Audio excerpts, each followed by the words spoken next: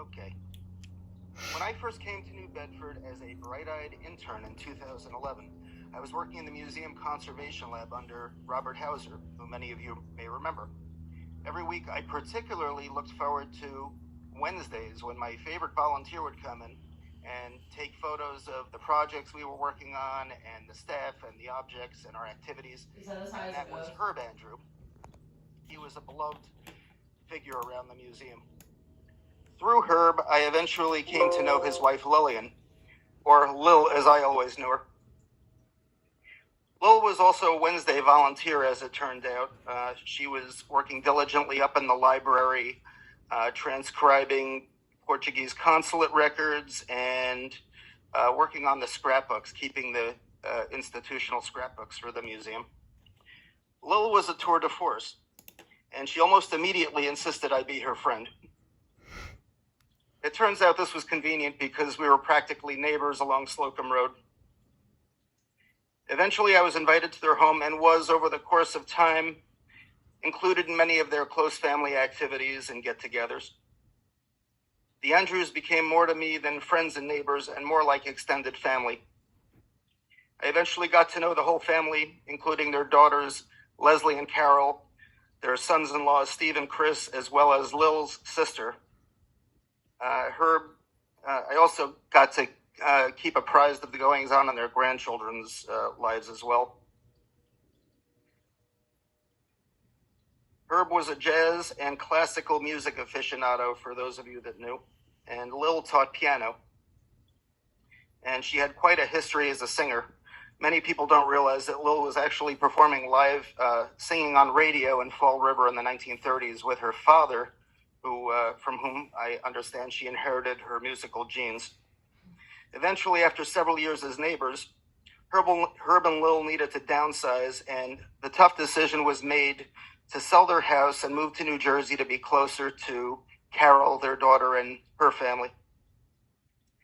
At that point, Lil had to part with her prized concert grand Steinway that was this big, gleaming behemoth in her living room.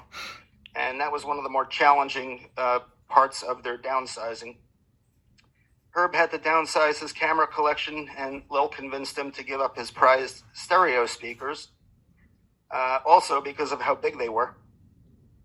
He was upset about giving them up, so I took them home, which seemed to make him feel better.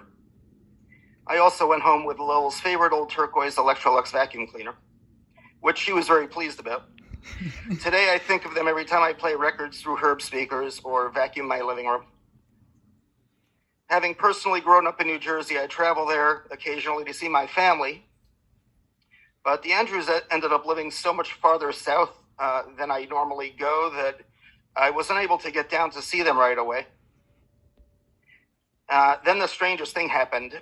Just one day I found myself near their home by happenstance, and I called to see if I could pop over and pay them a visit. And it was then when I got through on the line that I was told Herb was not doing so well.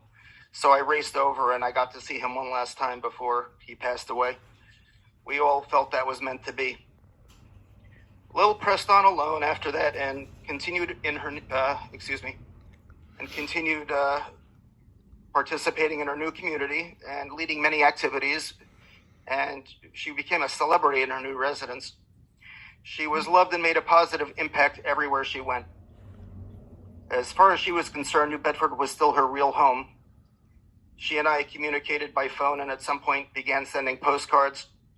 Carol was always texting me photos of Lil's ever-growing wall of postcards. This continued through the COVID lockdown and was a fun way to keep in touch and pass the months. At the end of Lil's life, she suffered from several successive maladies, but persevered. However, at some point, she decided enough was enough and opted to refuse further treatment and let nature take its course. We spoke by phone one last time, and she sounded as vibrant as always.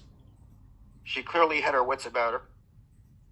But Lil was master of her own destiny, and it was just like her to manage her departure on her own terms. It was sudden yet expected. The world will never be the same without Lil's warmth, her presence, and all-around wonderful personality. We miss you, Lil, and thank you.